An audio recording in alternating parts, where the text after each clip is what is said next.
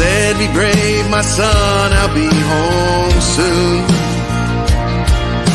The boy held on to hope till he got that awful news. And as they folded up the stars and stripes, 21 guns pointed towards the sky. As the shots rang out, he flinched a little each time. Then a soldier in his best dress walked up to him, and you know the rest. This show is brought to you by Operation Encore. Operation Encore is a 501c nonprofit that is helping change the lives of our veteran community. Let me tell you a little bit about what they do. They are helping veterans get into the music industry. They're helping them learn the business, get songs recorded, and not only that, making dreams happen. You know, most of these veterans have got the idea of becoming a musician way before they went into the military. And Operation Encore is filling that gap from while they served in the military and helping them change their lives and live out those dreams. Operation Encore is a nonprofit. You can go to this link right there and click on it, give them a little help, hit that donate button, follow them, learn about all the great things that Operation Encore does for our veterans. Hey, welcome everybody to Spirits and Stories. This is your host, Donald Dunn. Hey, today, you know, we're back in the folds of the veteran world. I've got a special guest today, and I think we're all going to enjoy it. So let me introduce U.S. Navy retired 100% disabled veteran, best-selling author, historian, executive member of the Vet Force, the nation's largest veteran business organization, retired developer and general construction public speaker, veteran advocate, seasoned Native American holy man, and spiritual advisor. Very, very, very busy man, D. Paul. How's it going, man? Holy cow. I'm tired just listening to my intro. We gotta cut that thing down. Hey, maybe we can get Operation Encore to let me sing a song for him, right? With my intro on it. Yeah, absolutely, man. Hey, your sponsor sounds awesome. Operation Encore? Yeah. They let us record our voices? Yeah, so Operation Encore, man, what they do is they take on 3 to 5 veterans a year. They put them with somebody in their genre in Nashville, help them write songs, help them record a few songs. And then once you're in their fold, man, if you get a gig, somebody wants to pay you to play somewhere, they will cover all of your travel costs to get you there. And then you can go perform for whoever it was. And they have 3 or 4 events a year. And that's the only requirement that they ask, that if they have an event and invite you, that you come. So, and they pay for the travel to get you there. So it's a good gig, man. If my voice didn't sound like a box of rocks, I'd probably try to give that a shot. It sounds pretty cool. I got to tell you, that sounds pretty cool. Yeah, man. They're a good organization. They helped us get our radio station going and everything else. So they've done some tremendous stuff, man. Operation Encore. Let's give them some kudos, baby. Operation Encore. Absolutely, man. Well, let's talk a little bit about you, man. What brought you to the Navy? So let me keep it simple. I was 17 when I enlisted, and it was at the encouragement of one of those gentlemen, you know, with the squared away ties and, you know, a black robe, and kind of sits on an elevated platform overlooking everybody else, little gavel in his hand.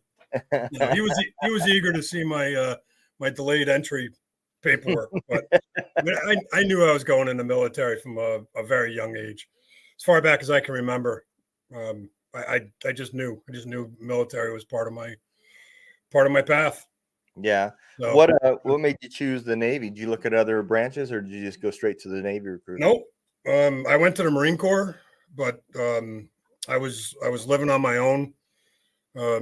Judge wanted to see those papers. I was 17. So when I tried to get my mother to sign off on the Marine Corps, she wanted nothing to do with it. So And again, I wasn't living at home, so it was kind of taxing. So I was caught, and she said she'd signed for the Navy because her father was a submarine sailor, and my other grandfather was landed on the beach in Normandy, second wave. So she signed for the Navy, and the rest is kind of history. I ended up following my one grandfather into submarines, and I did 3 years, 2 months assigned to the USS Dallas SSN 700.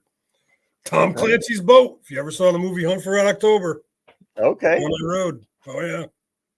So what was the life of a submariner like, man? Pretty tight living conditions, huh? Man, I got to tell you, you don't hear a lot of stories from bubbleheads, as we call ourselves. It's a life. I mean, what is it? Less than 1% of the U.S. population goes into the military, and I think it's 1% of that, or 1% that goes in the Navy, goes into the submarine corps. That riding submarines it'll shake your cage. Oh, It'll clear claustrophobia quickly. I'll tell you that. I was claustrophobic, and I stood there watching that hatch come down. Right? No more claustrophobic. You didn't have a choice, because once y'all were under, man, that was it. It's not like you were going to escape. Yeah, it wasn't exactly a cruise ship. They weren't turning around to take me back to the snack shack. No, man. No. So what years was it you came in? So I went in and I signed in 82. I was discharged at the end of my run and in 87, and I got my final discharge in 89. And then a couple years later, they retired me on injuries. Okay. That was an adventure, right? Yeah. How did that all come about? So, for those of you who don't remember the Walker family, they're the ones that sold all their cryptography to the Russians back in the, I guess it was doing it for like 40 years. Yeah. But because our comms were compromised, we used to do a lot of paper transfers. So we'd run somewhere, pop up, meet a ship, go up surface, and do some transfers. So we'd get our orders in paper, right? So that there was nothing traveling the airwaves.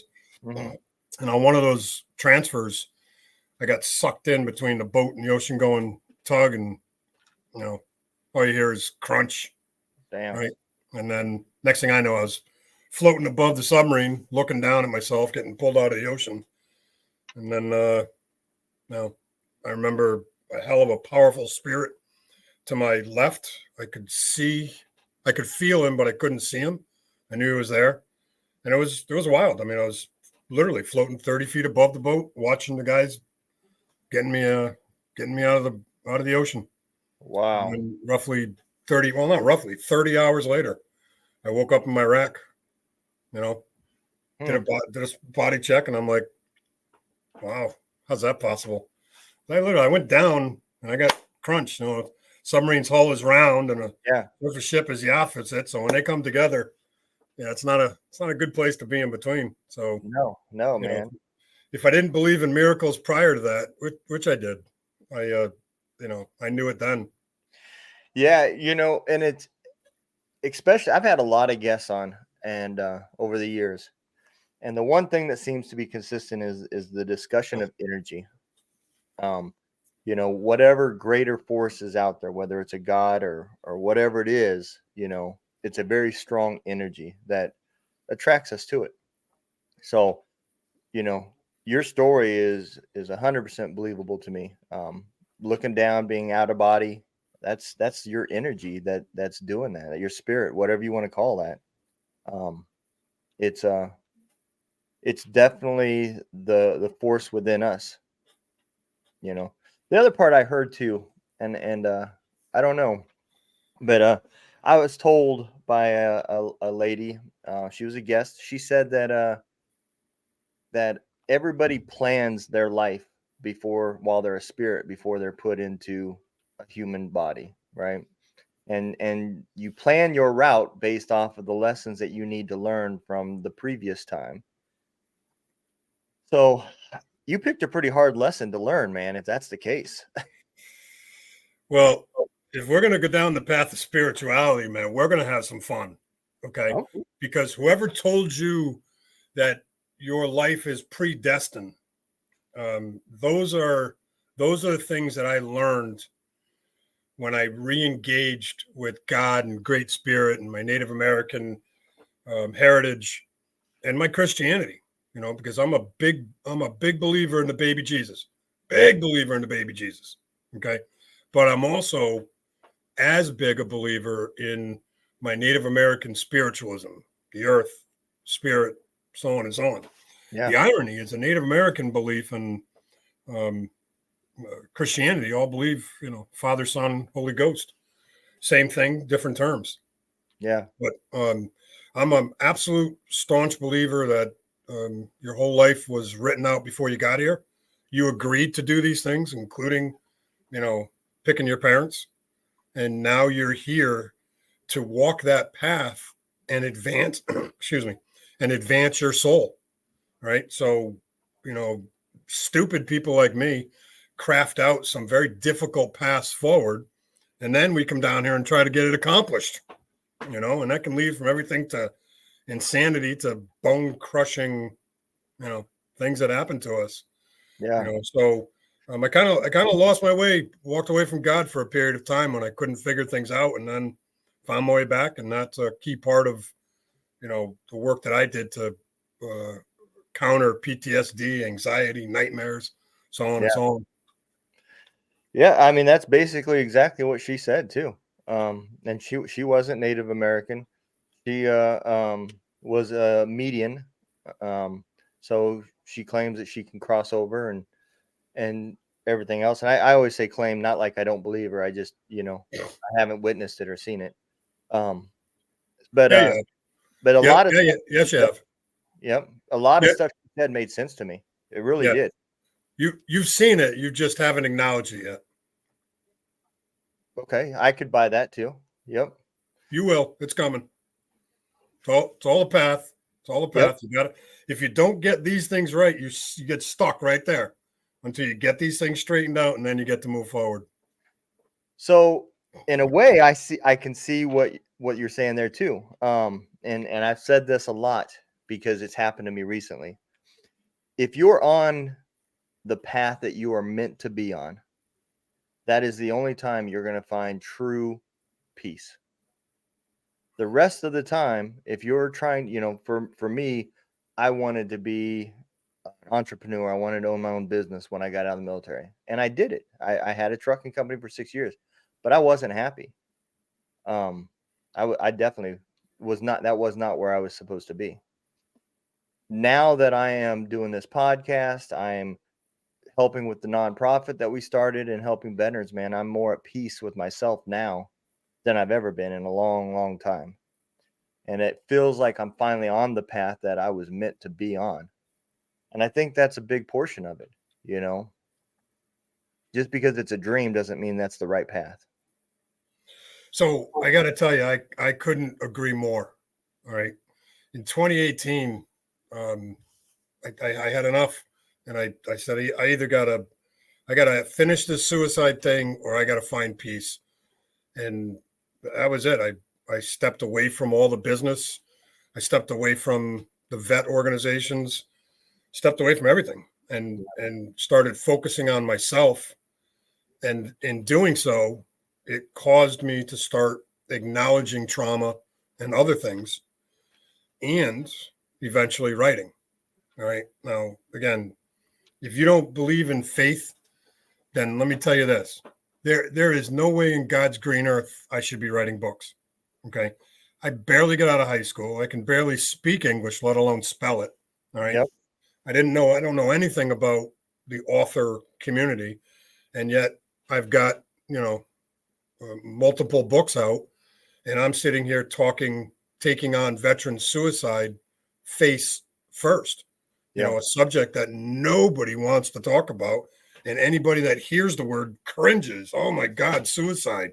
You said the worst thing you can say in today's environment.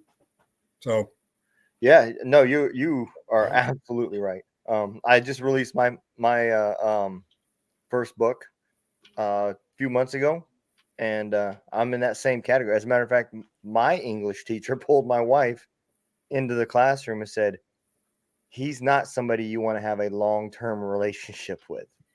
And this July will be 30 years that we've been married, and that was in 8th grade.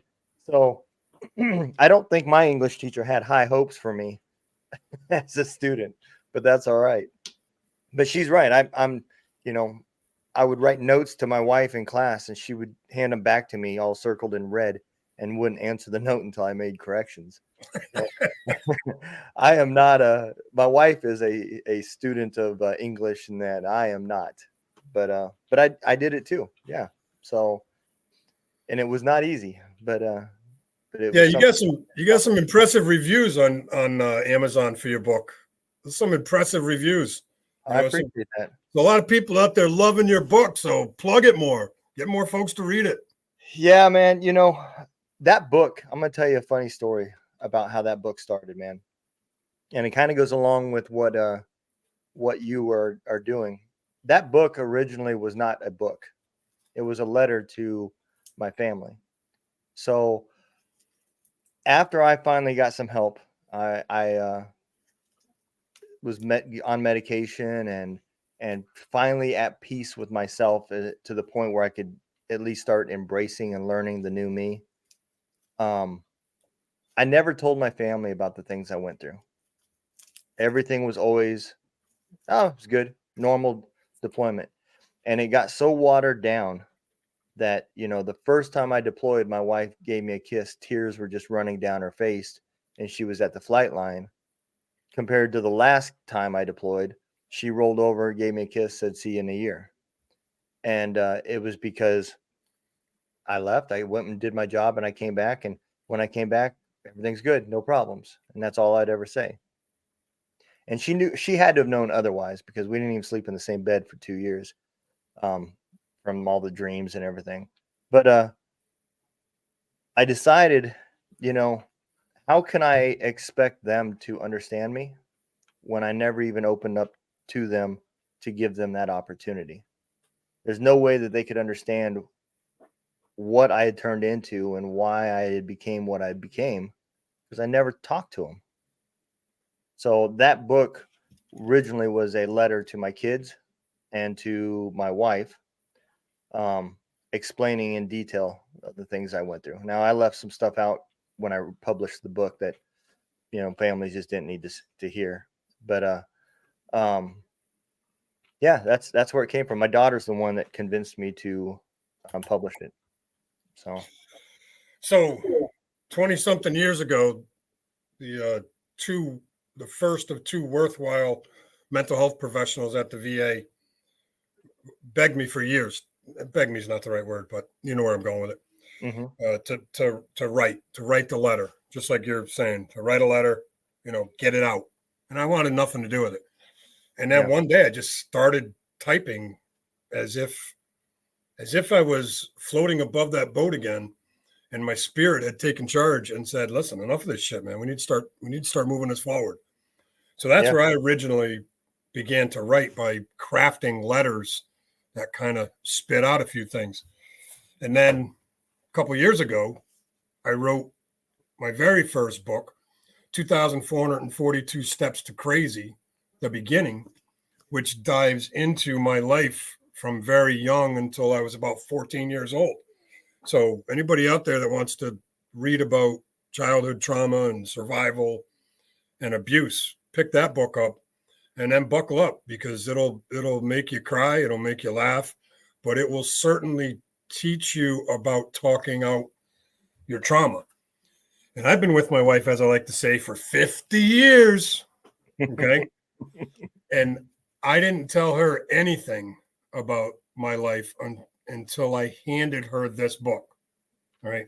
She sat down and read this thing. And my wife's not she's not one to kind of keep to herself. She's not one to be bashful about telling me, what she thinks. She didn't talk to me for quite a few days.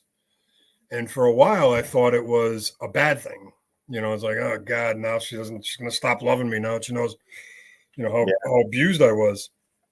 And that wasn't the problem. The problem was she didn't know anything about it. And she's replaying all these things she had said through the years and so on.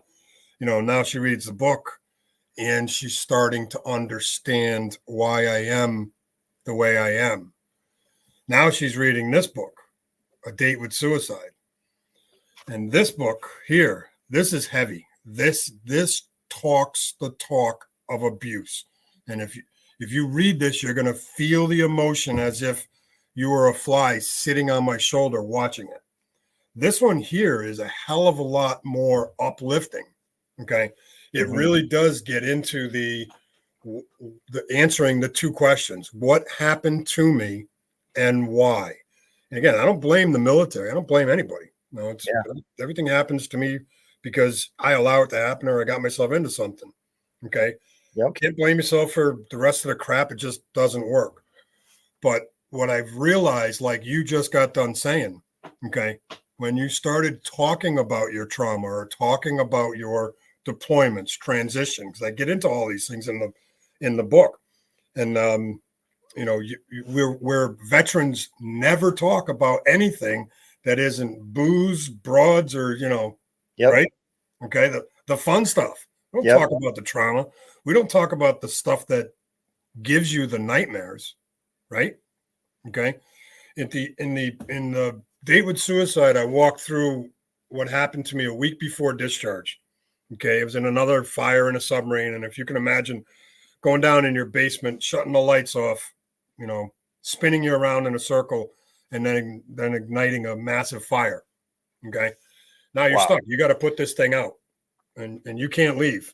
All right. That was my 1 week before discharge war story, that it took me forever to realize that a series of nightmares that I was having was trying to get this guy from underneath the deck plates. Right. Well, it's directly attributed to that particular fire and the fact that it was so hard that this guy that almost died trying to get him out of there. All right. So talking about our trauma, writing letters to our families, it's become the most important piece of what I'm trying to preach to our fellow veterans. And more importantly, our families and friends. In order for us to survive, they have to, let me say it differently. In order for us to avoid our date with suicide, we have to tell our story so that those around us can learn to understand. Again, will they understand? Will they accept? What's the right words? They'll get a sense of what we went through, right? And the last thing I'll say on that is I hit this piece pretty hard. Trauma, in whatever form it takes, is that person's position to claim, so to speak. If you look at my trauma and you look at your trauma or you look at somebody else's trauma, listen, trauma's in the eye of the beholder. So one thing I've learned is that my trauma I thought was nothing. I didn't think it was anything, right? But it really turns into this mountain if we don't talk about it. When I tell you now that people are reading these books and they're starting to see this trauma, they're looking at it like, holy hell, how'd you survive that? And we kind of look at it, right? We kind of look at it and say it wasn't that big of a deal. Well, it was. Now, let me close that by flipping back to what you started with. Your spirit. The 4 sacred bodies inside of us, our physical, our mental, our spiritual, and our emotional bodies, they are all equally affected and traumatized when we deal with trauma, right? Yeah. So if we don't heal all 4, we don't heal. And the last chapter in the book digs into the necessity to heal your physical, your mental, your spiritual, and your emotional bodies. And then once you start down that path, now you're truly on the road to healing and recovery. Yeah. And, I love the way you put that because I never knew how to call it. I always referred to the medicine, the drugs that they give us are just symptom dealers. That's it. They should be used in a method to get you level-headed enough so that you're able to go back in and do the real fighting, go back to war and heal yourself. And when I say that, I always refer to it as you have to put in the work. You have to deal with the underlying problems. And that's exactly, I'm going to start using that way to explain it, because that's exactly what it is you have to go in and heal all the underlying bodies that you don't see, to deal with it. And it takes time. And you have to accept that there's a new you after it. And you're going to handle things differently. You're going to have different perspectives on things. And it's because the trauma has changed the underlying you. So, Yeah, that's a great characterization. So let me put this out there, because people kind of look at me cross-eyed when I say the 4 bodies of your existence. And this is a big piece. Psychologists don't talk about this. I've never heard them talk about it in any of the years of therapy I was in. But if you're in love, call it puppy love, call it love in your early teens, late teens, 20s, right? yeah. You're in love. And then that girl, guy breaks your heart, right? Listen, does your physical body hurt? If you've had a love go sideways, does your physical body hurt? Actually, No, it does. really. Because you look and you say, see, again, here's the challenge that veterans and non-veterans face. Okay. Because for me, it was hard to say, wait a minute, girl broke my heart a long time ago, but it really didn't affect me like I look around at non-veteran people. All right. Because when you have a love go bad, and I mean bad, the physical impact is proven by science. Okay. That says, your heart is literally breaking. Is it your heart here? No, but you got your physical, your mental, your spiritual, and your emotional bodies, right? Yep. So if you have a love that just goes kaputs, you think everything's great. She turns around and says, I'm out of here. Right. You walked in, she was sleeping with your uncle. Oh my God. What happens? You can't breathe. Yeah. You lose the ability to think clearly, right? Yeah. Yeah. My uncle's 300 and some odd pounds. That's a sight. See, now we've got to get that picture out of our heads, and right. But what did you just do? You tossed something in there that affected us physically. You made the body and the mind smile and laugh, right? Yeah. Okay. So what happens when trauma hits our body? Think about it. We as soldiers, as warriors, right? We stiffen up, and all of a sudden the adrenaline starts pumping. Now we're not thinking about anything because you can't physically feel the pain. Right. Right. So you're running towards bullets, bombs, whatever it is, or you're in a submarine, or you're the guy taking the bodies off the airplanes at Andrews Base. Right. You're snapping to at 4:00 in the morning, putting on your perfect gig line, and then you're escorting bodies out. Your mind can't take this for all that long. Yeah. Right. Now your heart is breaking because you can't do this. What happens when your heart and mind are in trouble? Your physical body becomes a problem, right? That is true. If you lose somebody, you don't want to eat. If you have your heart broken, you're not hungry, right? Yeah, you're right. Right? These are the key things. If you look at a funeral, right?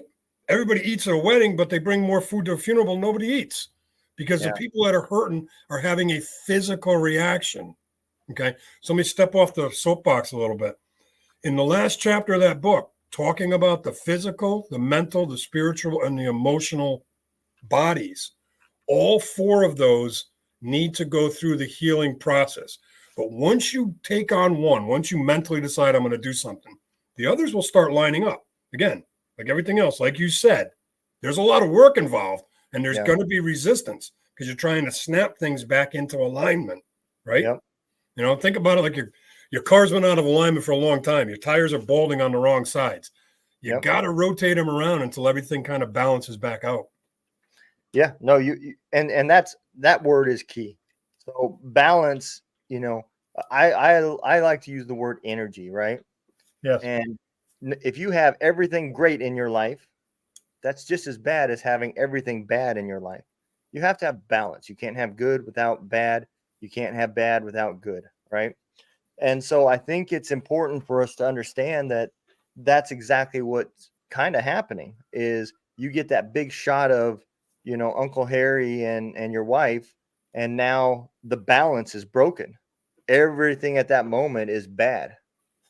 And your body has to react to that shift of energy that's happening. So, yeah, absolutely. Use anger as another example. I like to use love because it's more of a positive thing. I'll Yeah. spin everything around I said and just change the word to anger, right? What happens when you get angry, right? Yeah, your blood pressure kind of goes up. Your color starts changing in your face and everything else. Your muscles become tense. So yeah, I see what you're saying now, because these are all physical actions that it actually took me some time to, and I didn't associate it with pain like you were talking, but in that support group that I went through, anger was a big problem that I had. That was the only tool I had in my toolbox. So I dealt with everything with that emotion. And so the part I couldn't control was, I had souped up my car. So it went from 0 to 60 in like 1 second. And everything that happened in between that, I couldn't even think about, So it was just, I was on a ride and where it ended, and it usually ended bad. So that support group I went to said, you need to start looking at the physical things that are leading up to that. So when you start getting to that point, what's happening? Are you gritting your teeth? Are you piercing your lips? Are you, what is happening? Do you tensen up? So that when you recognize the physical things before the emotional things take over, and you can take a step back. And that was really tough to do, because everything was internal. It was all emotional until you found the physical responses to it. And then now I've gotten to the point where I can't say that I can completely, I still get pretty pissed, but now I'm thinking through things and I can walk away from things and stuff like that, versus just going with it until it becomes a fight. Did you also notice that when you're angry, you feel no pain? Yeah. Okay. So, Adrenaline does come up too. so think about it. So many of us get angry so that we can mask that pain. And I'm not talking about mental pain. I'm talking about mental, physical, and emotional pain. Because when you're angry, you're not feeling remorse. Not at No. that moment. Okay? So you're not thinking. So your body's doing something, your mind's doing something, and your emotions are somewhere else because they ain't listening to you when you're angry, right? No, yeah, you're absolutely right, because on days for me when anxiety would just get to the point, I always described it as like a fuel in my chest that was just roaring, and it would take that anger emotion to the point of explosion before I would feel better. And I always felt better after the fight, the explosion, whatever. And it didn't matter what it was about. That was my release from all the anxiety that I was holding inside me. And unfortunately, I'm a slow learner, and the school bus, the short bus, takes a long time to get to the learning point before I could finally realize that that's what was happening. I got to jump in there, but that also means your soul is learning that lesson long term. Okay. These things that fly by us quickly and we think we learned the lesson. Nope. We keep repeating it, but I'm just telling you, that's a good thing when it takes more time to absorb the lesson that you're trying to learn. Yeah. And I'm still learning it, like I said, that support group helped me a lot. I don't think I would have got through the letters to my family had it not been for that support group, because I put it down. It took me a good year to write that, because there was a lot of stuff I just said, I can't do this right now. And I had to work through things before I could get through them. So I do everything you say, man, makes a lot more sense now. And it ties in with a few things that other people have said. And I think that's the amazing part of podcasting is we get to have these discussions and learn from each other. So that's amazing, man. Yeah, sponsored by Operation Encore. Yes. America's greatest get you self singing promotion, especially for veterans. All right. Yep. If you think you've got a voice or a box of gravel in your throat, like with me, and you can talk the Encore into signing you up, Come on, man. We got to get them on this podcast. Got to have some fun with them. We got to bring some singers in. Get a few singers in the background. Brother, let me tell you a little bit about what we do. So my nonprofit is called Heroes Voice Media Foundation, right? I took and used podcasting as a huge platform for healing. I didn't realize it. We started our podcast. It was me and my old first sergeant because we had a couple soldiers commit suicide. And it was literally just to bring all of our soldiers and friends back into a little group and tell jokes, drink some beer, laugh. So we'd release one video a week and go Facebook Live every Friday, drinking beer and telling stories and pulling people on from everywhere they've moved to, and just making sure everybody's okay. And the show was called Two Drunk Dudes in a Gun Room, is what it was called. And by the end of season 1, man, and as we started having other veterans on that we didn't know and started hearing their stories, I found myself telling my story to strangers without even thinking about it. And I realized I was starting to feel better about it. So I credit podcasting as the beginning of my therapy. I don't create it as therapy, but that's what got me talking. And so as I grew, I realized, there's a lot of forms of media out there, whether it be writing, whether it be singing, podcasting, whatever, that gets people talking. And if you can keep them talking until they find the thing that helps them, that's what's important. So under our nonprofit, we have a podcasting program. We have a radio station that's got 3 channels to it. We got a country station called Simplify Country, a rock station called Ranger Rockwave. We partnered with an organization called Hero Stock, so they book for all their concerts. They're doing 4 this year. I think it's 6 next year. They book all the bands come from our radio station, people that are on our radio station. And if they're Operation Encore artists, Operation Encore jumps in and pays for their travel to get them to wherever the concerts are going to be held at. So, even all the way down to we've had artists get selected to go to Zach Brown's Camp Southern Ground Hero Week. It's a songwriters convention, and they go down there and heal and tell stories, and it's just a veteran camaraderie partner at Zach Brown's camp. So it's been a blessing, man. It's only a year old. We started this last May, so it just hit a year, and it's grown crazy. But a lot of good stuff are coming from it, man. That's amazing. That's impressive. That's very impressive. So, we also have a Roku channel for the podcasters. And because I'm old, I liked the way things used to be. So I also created a section on there called MMTV, where it's all the musicians from our radio station that have made music videos. We play them on there. So it's like what MTV used to be when it was good, where it was just music videos. So that you can now get that on Roku as well. And then it's all about it's about getting their stories out, man. That's really what it is. Documenting our war. That's the side effect from this, that none of us know in 30 years what's going to be taught about our war. And it was not necessarily a popular war. So I don't know what the new generation 30 years is going to be teaching my grandkids about the things I did. So I at least want to have a say in what I did.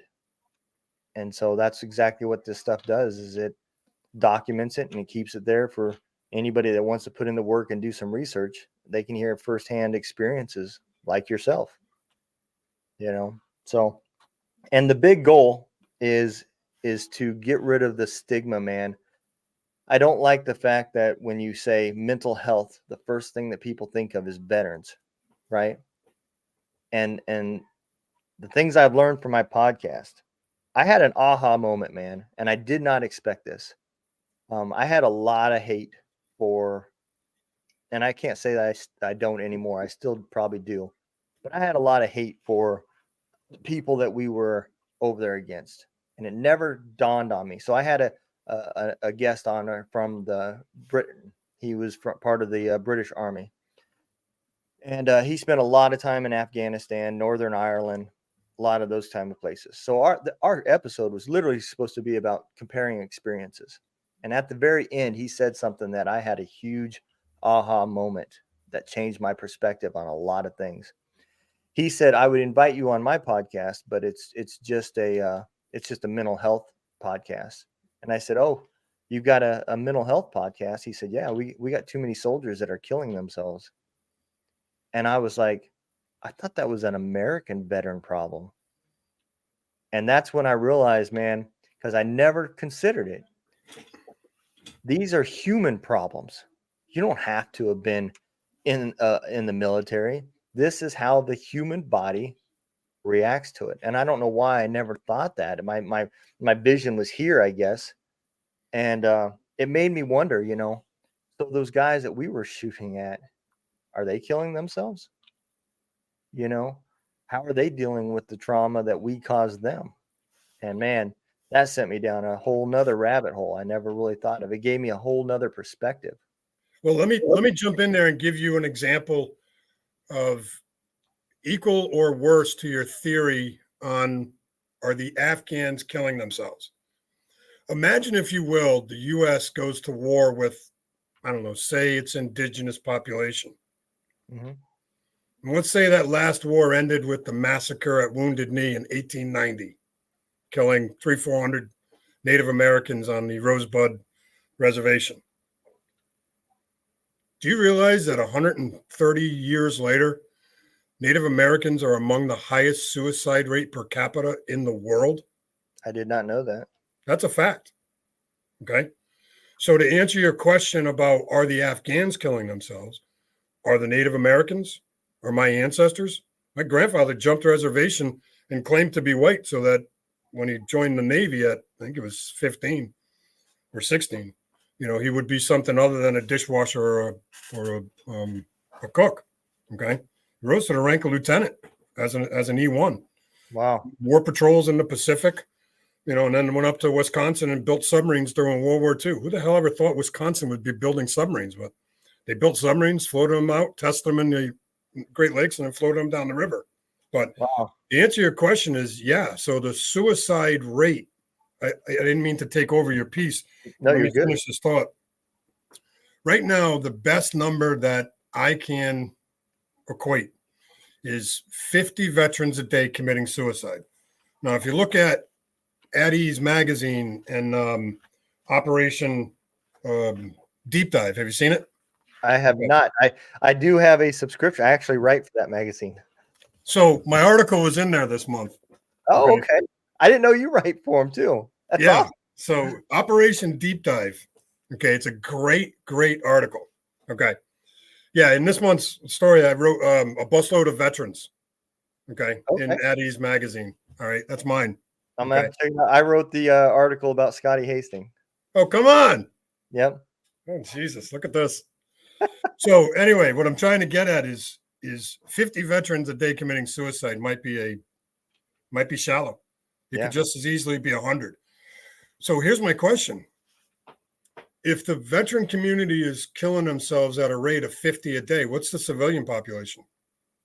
Is it 100? Is it 200? How many suicides are happening a day in the civilian community? Yeah, I would say easily those numbers are probably light. Okay. So in my books, what I'm trying to drive at is that we as veterans must solve this problem, because in the end, the civilians look at our veterans and say, they look to us for leadership. Your family looks to a veteran for leadership, period. You serve in the military, you earn the title of veteran. And it's another topic I cover in this book, A Date with Suicide. What is a veteran? And I come at it early on in the book, right in the beginning. I use my grandfather that landed in Normandy as the example because he considered me a veteran. And I looked at him and go, I'm not a veteran. You're a veteran. Okay. Yeah. Well, the reality is we are all veterans.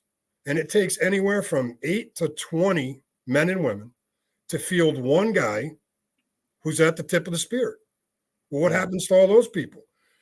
I tell a story of when I was going through basic schools post boot camp, how I had earned these 3 commendations and I was getting presented to an captain, okay, in 05, right?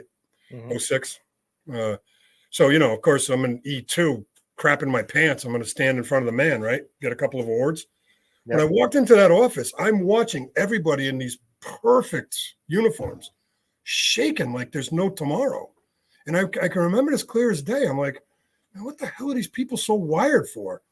Everything had to be so perfect. It was terrifying and terrorizing your ability to do things, even as a clerk. Yeah. Now, it didn't click with me until I tell the story of who's your Randy. Well, why Randy? Well, Randy's the name of my shipmate, the first suicide I had to deal with. And when you read that story, I'm telling the story on behalf of millions of guys like you and I. Okay. I'm telling it matter of fact, but every one of us can look at each other and go, I knew Randy. Yeah. I knew this guy. Okay. So at the end of the day, if we don't get the entire world to back us and allow us veterans to be both the pitfall of suicide, we don't want to be the experiment of it, right? Right. But yet here we are. So we've led the country and the world into the highest suicide rate. We need to lead them out. And like everything else, the veterans came home from World War II and built the greatest country on the planet, right? I agree. Korea, Vietnam, they all did these things. I credit every Vietnam veteran with getting the VA from where it was to where it is. Absolutely. I'm a guy that walked through the VA post-Vietnam. Again, don't make a mistake. I was never in Vietnam. That's not what I'm saying. Post-Vietnam, went into the VA and the system, and then I watched it over the next 40 years do its thing. So I'm looking at veterans now and I'm saying, dude, what in the hell do you have to bitch about? Yeah. Right? Okay. Because I'm looking at backwards and going, read what I wrote about what it was like to be a veteran in the 70s, 80s, 90s. Okay. Let me close that and get off the box. We as veterans, you and I, we must take this. I don't know how close you were to your date with suicide, but I was at the crossroads. I'm either going to set the date and finish this, or I'm going to find peace. Spoiler alert, I'm still here, right? We have to lead our way out of this. And the only way we're going to get it done is by doing these podcasts, connecting me with the guy from your service buddy. Connect me with him and get me on his podcast, and let's keep talking this thing out. Right? Yeah. Again, this book tells more jokes than it talks about suicide. Okay. Yeah. It's got a lot of funny crap in here, but at the same breath, it's going to make you cry and it's going to make you think. But the greatest compliment I got was when somebody called me up I hadn't seen in decades. And he said, hey, so I read your book. I was all set to kill myself. We met for wings. We talked. He said, your book stopped me from killing myself. That's awesome. Now I'm still weighing that as a burden, right? I don't want that responsibility. But I'm also looking at this saying, it took an act of God to get me to sit down and write this stuff. So I'm going to tell you, God, Great Spirit, the energy that's out there, all good words, whatever you believe in, keep believing in that, because that's what's telling you what you need to do next. And it ain't suicide. Yep. I 100% agree. And you are right. I like how you also put it that, and I feel everybody hits that point. You got the crossroads of where the next decision is going to decide how the story ends. You're either going to go down a road and start getting help, or you're going to set that date. And that aha moment comes, like you said, I don't know how long the next path will be when you decide to go down that road, but everybody has that aha moment. And I had it. Sounds like you had it. It's probably one of the most important decisions that you'll ever make. and it's a decision that you have to make. It is tough to get people to understand that the war that is being fought is now not physically seen anymore. And if you've never encountered depression, you've never encountered this, it is impossible to understand what people are going through. And until I encountered it, I felt the same way, but now I definitely don't look at people when I see, I don't know what their day is going through. Chapter 1 to begin. Yep. Okay. It's a 2-page opening to chapter 1. This war isn't against you or me. It's a war against a date with suicide. Those are the final 2 words in the opening page. Yeah. Okay. We are in a war against, when you read the whole thing, it goes into, I'm in a war against myself. And everything I've done from the time I left the military, transition, I have never been right since. Never. No matter what I do, I'm always somewhere off kilter because I don't fit in with the civilian community. Right. And here's the thing. When I stopped trying to fit in with the civilian community, instantly I started feeling better. Okay. Yep. Once I started finding my way back to peace, once I started going after healing those 4 sacred corners of my being, my physical, my mental, my spiritual, and my emotional bodies. Once I learned to ground myself and connect to God's light and all of that stuff, again, it's a lot of stuff. You just don't get to walk into church and go, I'm going to do kumbaya and heal, right? I'm a big meditation guy, but you're not going to see me sitting on a yoga mat going, nothing against it. Okay. Nothing against it. Yeah. I'm not doing it. Okay. I'm not doing it. It's not happening. What do? I turn on Native American music on the computer. Okay. This pretty sounds intelligent, right? I turn on Native American music on the computer. I'm an intelligent guy, right? I pull my hat down and I close my eyes and I focus on breathing in and exhaling. And that's it. And I did it one day reluctantly because I couldn't take the anxiety and I stopped taking all the effing pills. Okay. I had to find a way out of this and nobody was telling me how to do it. And nobody's going to tell you how to do it. You have to figure it out. But there's a ton of people that can offer help. So when people kept telling me, meditate, nobody told me, or I didn't listen, whichever way it comes out better, right? You're trying to quiet your mind, just like your computer. When everything's not working, shut the damn thing off, reboot it, start over. Yeah. Man, I'm telling you, hand to God. I was sitting there it couldn't have been more than 3-4 minutes, just breathing in, breathing out, right? And my nature is I can't sit still. Well, all of a sudden I realized that the anxiety was gone.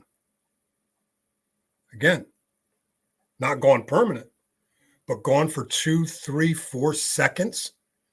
And the whole world for me changed because I didn't know what it was like to have the anxiety dissipate without pouring alcohol down my throat. Okay. Yep. That was when I had some aha moments like, that same feeling happens when I'm finishing that second beer. So that's why I'm drinking. Oh. Yeah. So I took that first 3-4 minute, my way of meditating. Okay. Yep. Now I do it for anywhere from 15 minutes to sometimes an hour and a half or 2 hours, especially if I get caught in that world between sleep and absolute relaxation. That's the secret behind how I stopped the anxiety from within. It came down to just quiet, concentrate on my breathing in, breathing out. That was it. In a chair, not on the floor, because at my age, if I start lying on the floor, we ain't getting up real fast, right? I can relate, man. Absolutely. Man, brother, I tell you what, this has been an amazing, amazing episode. So many good things has came out of this. You are doing amazing things. I will definitely be picking up your books and promoting them as well. As a matter of fact, I'm going to buy a couple and I've got a fundraiser that's coming where we're taking all the artists' books and we're going to raffle them off and give them as a set to somebody. So I think great things will come from this, man. And I think a lot of people are going to read your books, and whether you ever find out or not, I think you're going to save a lot of lives that people that you may not ever even know. But that's the power of the Warrior's Words. That's what our author program's called is Warrior's Words. So thank you. Those are very hard words to absorb. But I've got to tell you, I am so thankful that you're saying them. Okay. You're making my heart smile. Thank you so much. Yeah, absolutely, man. You know, I always said this, and you said it amazing earlier. It's going to take the veterans to lead us out of this, right? Yes, sir. I think until recently, that change, or maybe I just hadn't seen it, one or the other, but that change has started. There has probably now more veteran-owned nonprofits out there doing different things than ever before. And I think that's because as a veteran community, we're realizing we are different from civilians. And that's why a lot of the therapy processes that we go through with the VA is hard to relate because we think differently. You know, even when I try to use joking a little bit as a coping mechanism. And when I was going through therapy, I would say things that I thought was funny, but the person I'm talking to looked at me like I had a third dick growing on my head or something, you know? And I just realized it's nothing wrong with it. We're just different. You know, I've been wired different to think differently, to deal with things differently. You know, she told me it was wrong to have all these guns that I own. I enjoy it, man. That's all I did when the military was play with guns, you know? So the threat of taking our guns is a big mistake because it keeps veterans from talking, period. It kept me from talking for the longest time. I would not say too much to the mental health therapist because I was not about to lose my guns. You take the guns away from people that are, and I got to say this, paranoid, right? You take the guns away from people that are paranoid, you're pushing them into a grave, period. They will kill themselves before we will kill ourselves before we'll give up our guns, because that's the last thing that we hold on to that is our personal protection. Okay. Especially as you get older, right? You don't lose being a warrior. You take away the guns. Again, they did this to the Native Americans, right? Unbelievable warriors, but they pulled the teeth. They took their bows, their guns, they took it all, right? So are you a warrior? What, a turnip warrior? A potato warrior, right? So I hear you. Yeah, and that was, she told me that she leaves her door unlocked, that there's not that, the odds of anything bad happening to you are really, really slim. And I told her, I said, if you've seen what I've seen, you would change your mind, because I've seen what evil can do. And I always refer to it as that, because it's hard to believe that a human mind and body could come up with those things to do it. Here's what I push back on. When you watch a veteran pull into a gas station, he knows everything that's going on in there. He's scanning before he's even pulling fully into the parking lot. A civilian isn't. They're not aware of their surroundings because they've never had to be put on high alert, right? So they walk around going, there's no threat here. Really? Look at the 6 million YouTube videos of people getting mugged, killed, and you pick the gas station, okay? So the difference is not that, let me say it this way. The difference is we know what the hell we're talking about, and others are trying to tell us that we don't. Okay. We're trained for that 1 millisecond, right? You do a 6-month deployment on a submarine. You're trained for that snap second when you've got to shoot a torpedo or put out a fire. The rest of the 6 months is you can't remember anything, right? So you can't take that out of the veteran. But what we can do is get the veteran to talk about those things so we can have this conversation and say, you know what?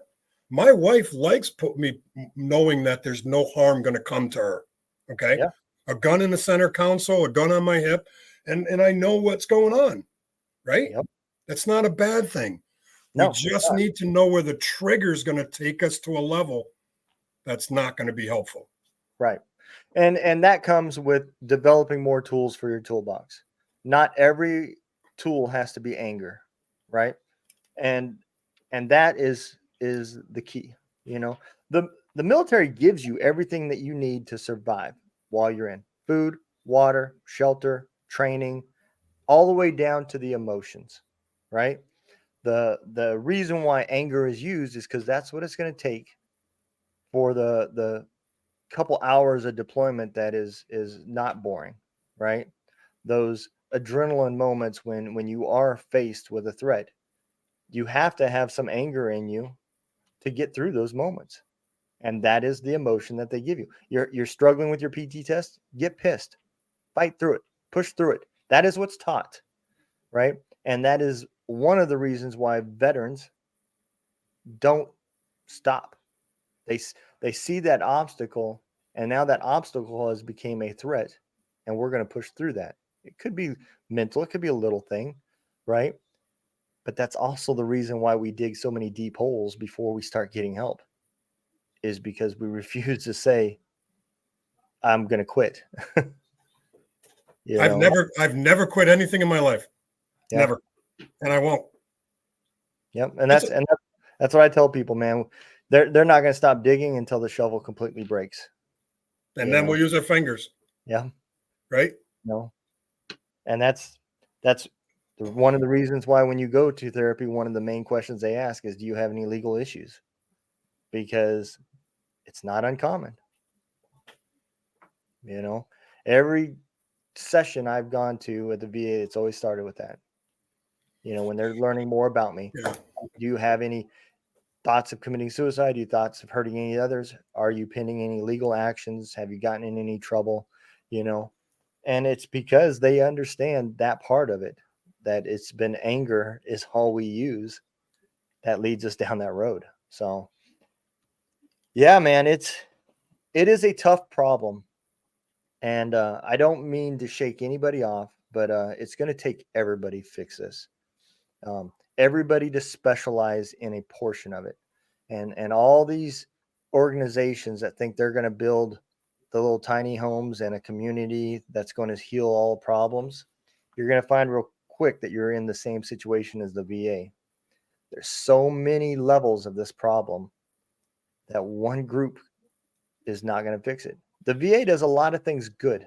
They just don't do anything great. And it's because they're so stretched. Yeah. Let me jump in there. This is book one in a series. I've got 40 topics that are following this. Each book is going to have 4 topics in it. In this one, it's what's a veteran. We get into the transitioning from the military.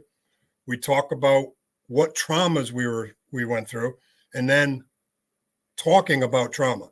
So those 4 central pieces, what's a veteran? Okay, they're all focused on 2 questions. What happened to me and why? And I'm working hard to add to it. I've got a lot of vets who are reaching out, who I'm now connecting with mental health providers. Just did another one Friday. Okay. You know, so it takes forever to get into the VA.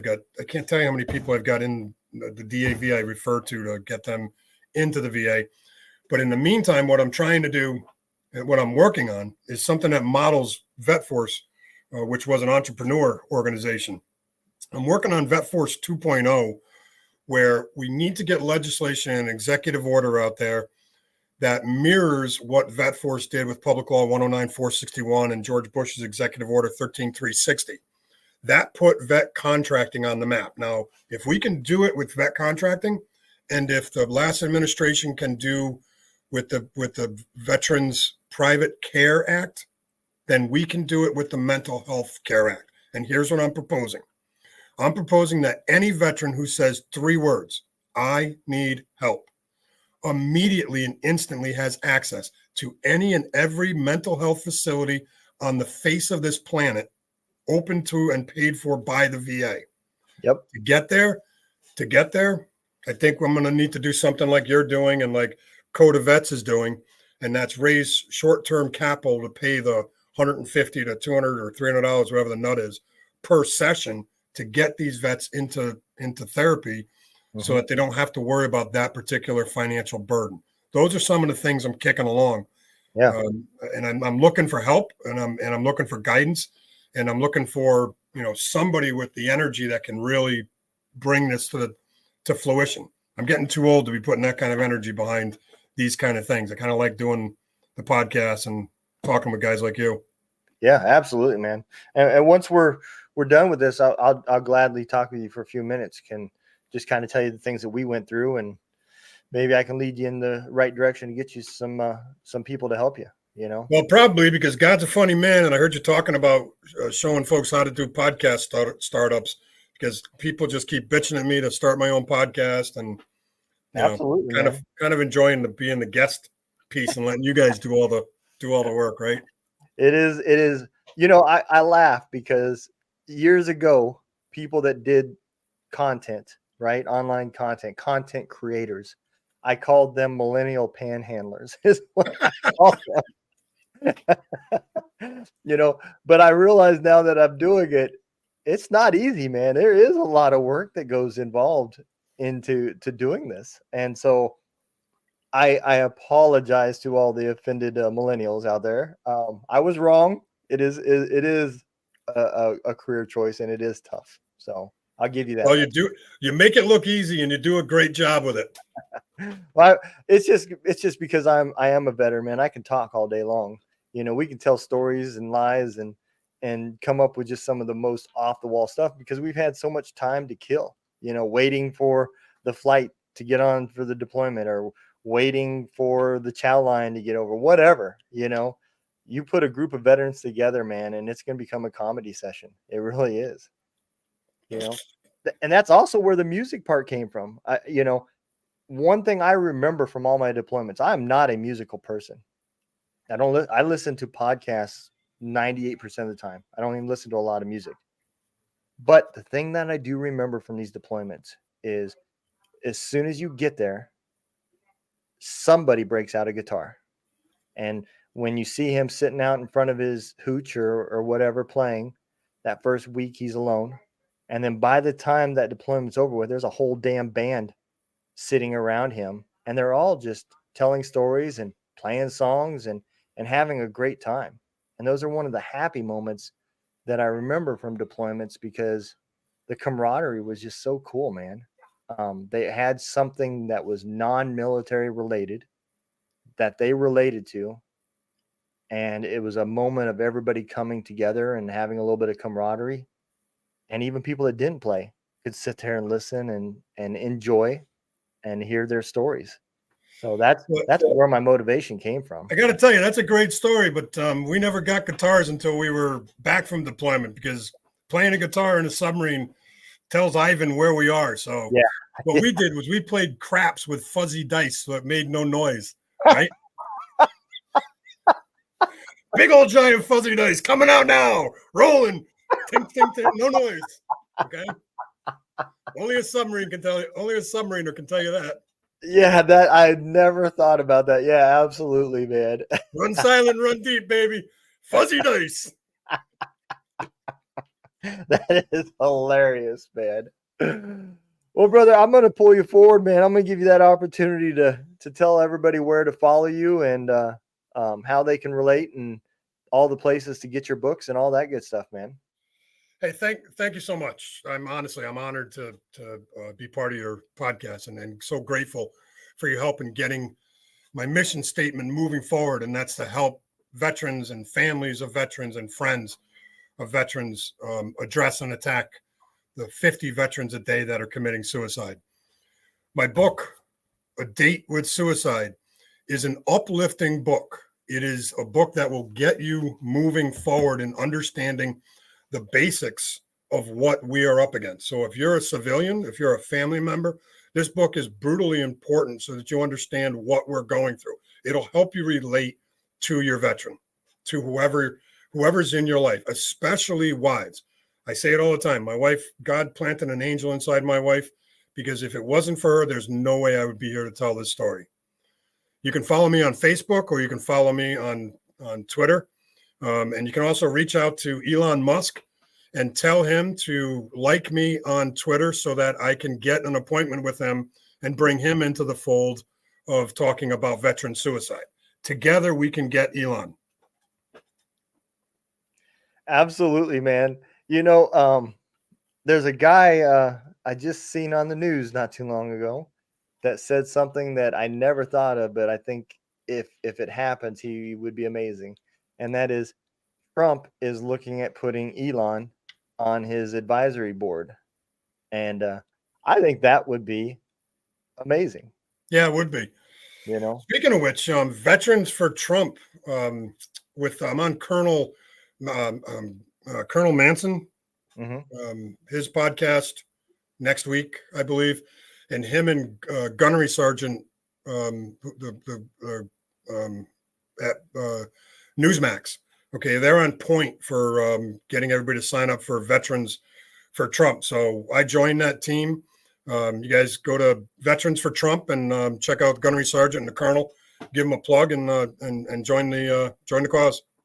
Absolutely, man. Absolutely. Well, brother, if you don't mind hanging out in the green room for a second, I'll be right with you. Let me throw the exit video out, and then we'll chat for a few minutes. I appreciate you coming on, man. I had a great time, brother. All right, man. This was going to be one of my favorite episodes. I had such a great time today. There were so many key points that I think you'll have to go back and watch this twice just to completely understand and pick up on all the stuff that was said. Mental health is so many layers, man, and you're not going to get it the first time.